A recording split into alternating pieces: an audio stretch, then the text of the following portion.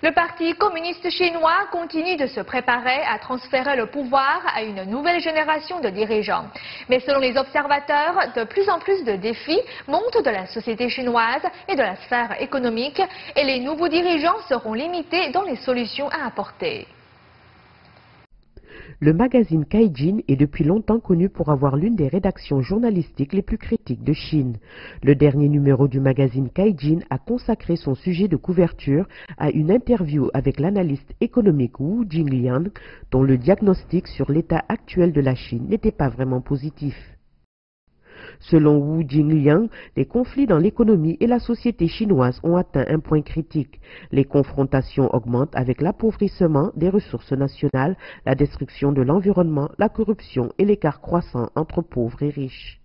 Selon Jingliang, toujours, la majorité de ces problèmes ont été provoqués par la mauvaise application des réformes économiques, le retard des réformes politiques, l'intensification des répressions administratives et l'intervention des responsables sur le marché. La priorité de la Chine devrait désormais se concentrer sur le relancement des réformes politiques et économiques. Les économistes chinois séparent généralement complètement la réforme économique de la réforme politique.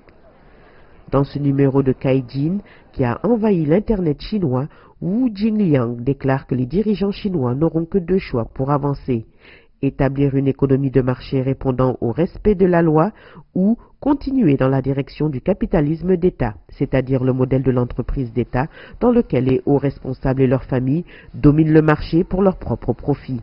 Ce capitalisme de bons copains est responsable de nombreux problèmes menaçant actuellement la Chine, de la corruption aux mouvements de contestation qui se multiplient.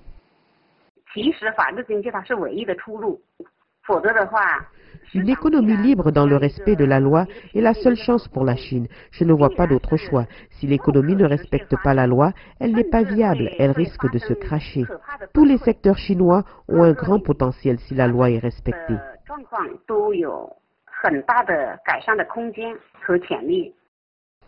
Les économistes sont depuis longtemps appelés la Chine au relancement des réformes, mais selon la plupart des observateurs, les réformes politiques et économiques semblent avoir été mises en suspens par les dirigeants communistes. Nouvelle NTD.